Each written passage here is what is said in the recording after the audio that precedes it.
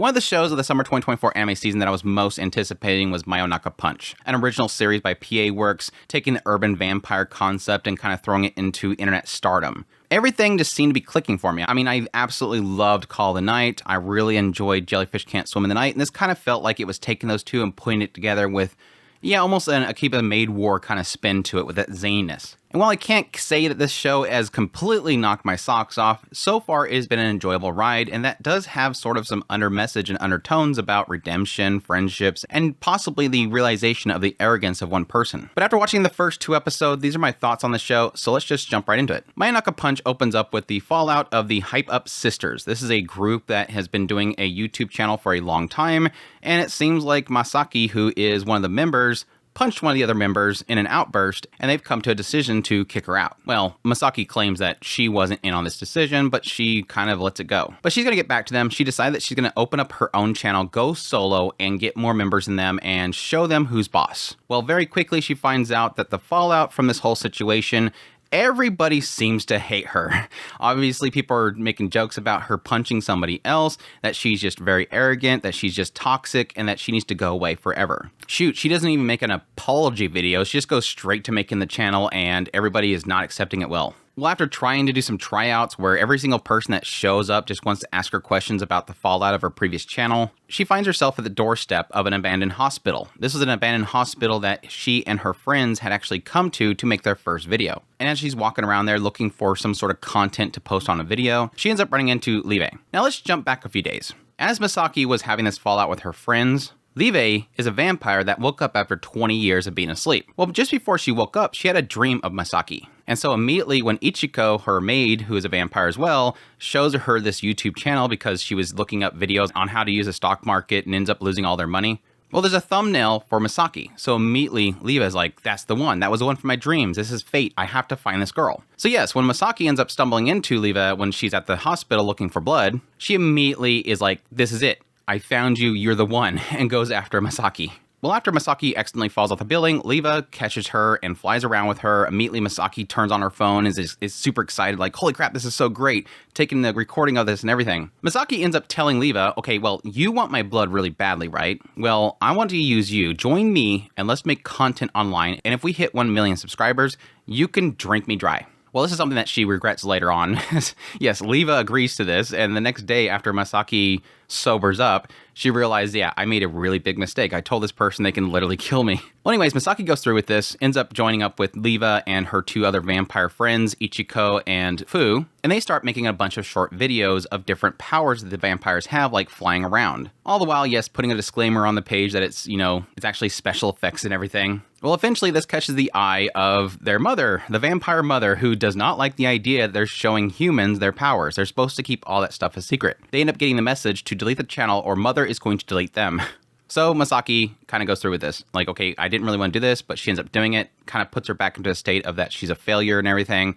That's when Liva shows up to kind of encourage her to start over. Let's do it again, but this time, let's just not use our powers. Show us how it's done, show us what we need to do, and we'll just do it. And that's pretty much the setup so far of Mayonaka Punch. So my thoughts on Mayonaka Punch so far. Visually, the show is solid. It's not like a usual PA Works where it's like super crazy animation and a lot of detail and crazy filters and everything put over it. This is kind of in the realm of like a 7 or 8. It's just really solid. It's got some good animation pieces. The expressiveness of the characters is really solid.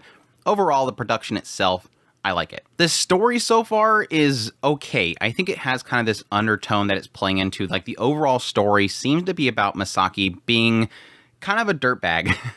Like all signs seem to be pointing to this being sort of a redemption story where the main character isn't all rosy. Like this is a character that is technically the villain character in the slice of life. This is the one that caused all the problems, and it seems like she's not wanting to accept that she is the problem. It kind of gives a hint that all 3 of the girls from their original group were sort of a problem, but it seems like Masaki was the one that took it so far. I like the fact they've dabbled just a little bit into the history to get a sense of what happened. You have these 3 girls that at some point, Masaki was always alone. She liked to watch YouTube videos to keep herself busy. These other 2 girls, Otomi and Kika, they confronted her and she's like, don't worry, I'm alone on purpose. I don't need any friends or anything like that. But they're like, oh, look, but yeah, you're watching the videos that we like. And they started talking about the channel that they were all 3 watching, and they became friends that way.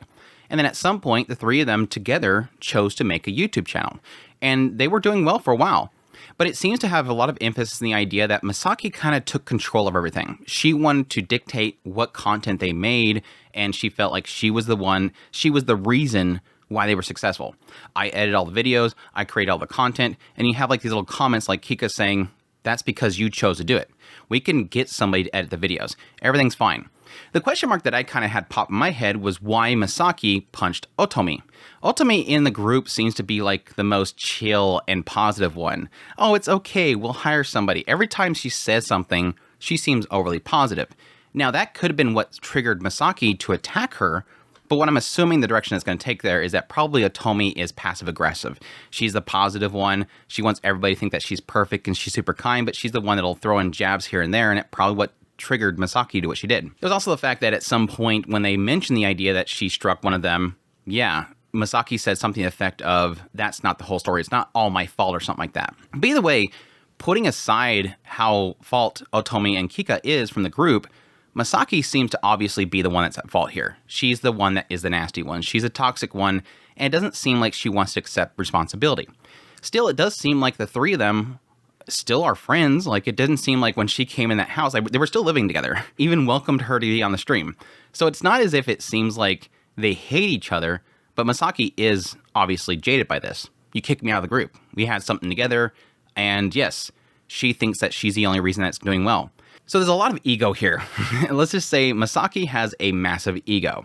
And I kind of assumed this is the direction it was going to go, as the idea that now she's trying to branch out on her own, and she's not successful.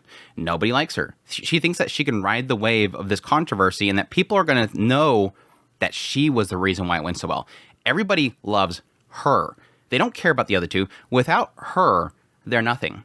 Well, sure enough, once they start to go on their own, they're doing well, and Masaki's alone. So it's not trying to sugarcoat that she is Miss Perfect. It is really pointing out that this girl is not right. And at some point, their hope here is that they'll have a really cool point where she can have that realization. One of the realizations that I'm already going to see happening is that, yes, she was basically riding the coattails of these vampires. Oh, wow, I'm getting super successful. It's because of me. We all know why she's successful. She has a bunch of vampires doing crazy stuff that humans can't do. She doesn't even have to pay somebody to do CGI. And so I already kind of assumed that at some point, she was probably going to lose that. And yeah, sure enough, the mother speaks up and they can no longer use their powers. Well, now she has to work on just her own talent. She has to make them successful just by directing them. So my assumption here is in the coming episodes, we're going to see really quickly she realizes, oh, without my prior people, with this new band, without their powers, I'm nothing.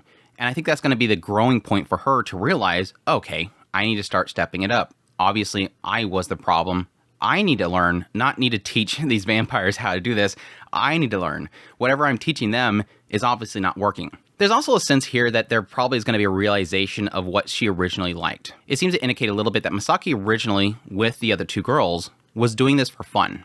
She wanted people to see them. She wanted people to enjoy her videos. And at some point, she turned into a viewership hog. Like, she just wanted viewership. She wanted the status. She lost sight of what really mattered before. And people seen that. People obviously pointed out that all she cared about was viewership. She didn't care about the content itself. So yes, like I said at the very beginning, that's where it kind of relates to me. Obviously, being a content creator, you get those struggles. You get those struggles of, yes, you want to do things because you enjoy it. You want to do things because you want to serve that content to people. And there's times where you just worry about the viewerships. I'm not growing. What am I doing wrong? Is it me? Is it the content? What is the problem? Outside of Masaki, this is where I'm hoping things will pick up a little bit. I do enjoy Liva and Ichiko and Fu. I think they're a really solid bunch to create a chemistry within the group itself. But at the same time, I haven't had too much time to really get a sense of how well this will work together, because most of the content around Liva, Ichiko, and Fu has been sort of these montages of the content they were creating, and not so much them as characters interacting with each other. Yes, we get plenty of moments with Liva and Ichiko. Ichiko obviously thinks that everything that Liva does is for her benefit. Like, oh, she came here because she's looking out for me. No, Liva in her own mind is thinking of something completely different. Like, she just assumes the best in everything that her master does. So there's a cuteness there. I have really enjoyed Liva's presence every time she's on the scene. It's just a lot of fun. Like, her turning into a bat and then chomping down on Masaki, and then Masaki having Liva look at her with jealousy. The Ichiko moments have been really fun. Leva is just a spitfire. I immediately caught her voice. It was Linnea from Mushoku Tensei or Delta from Eminence in Shadow. Her voice when she started yelling, I thought for a moment it was Edis, but then I'm like, no, it's Linnea. It's got to be Linnea. Yes, it's Linnea. They couldn't have picked a better Seiyu. She just has kind of this raspiness to her voice. She's very kind of boisterous. She's got that energy in her voice. She's just a lot of fun. And I'm really hoping that her character kind of just shapes around. Her obsession with just drinking Masaki's bone marrow. Masaki said you can drink me bone dry, and she got the sense that it was drinking your bone marrow. Which is funny because she's like, oh no, you can't do that. And it's like, well, the opposite is that she drinks you bone dry. Either way, you're dead.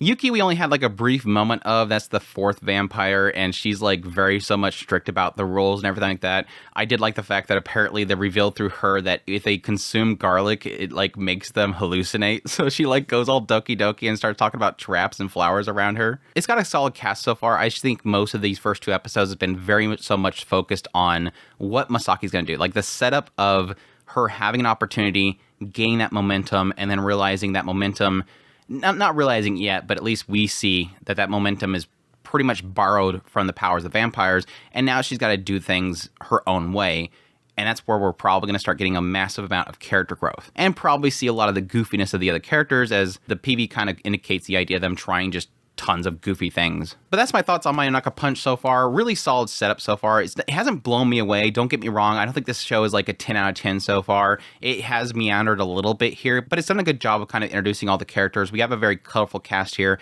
I just kind of need to see their chemistry together a little bit more. A lot of the focus of this show so far has been the setup of Masaki being, yes, toxic as she is, not realizing that she's kind of the problem. And I think that stuff will probably get into a really solid kind of undertone to kind of drive the rest of the story forward, while we have the shenanigans of vampires doing random crap in front of a camera and trying to be viral some way. But it's going to be fun because I kind of assume in the next episode we're probably going to see they're not doing well, and Masaki's going to have to start probably borrowing from a lot of other content creators and just putting these vampires in some very questionable situations just to kind of get themselves pushed out there. So it should be fun. I'm hoping for that, but we'll have to wait and see. But that's my thoughts on the series so far. Hope you guys enjoyed this video. As always, if you did, hit that like button down below, comment. Let me know what you think of the series so far if you're going to be checking it out. Additionally, if you're new to the channel, make sure to subscribe so you get all my content. I do news, reviews, first impressions, top list. If it's anime, it's pretty much here. Additionally, I'll be doing first impressions of all the shows of the season. Also, if you like this content and you want to support the channel more, I have a Patreon link, tips, links, so thanks for membership below. Greatly appreciate what it does. Until next time, I'll take care.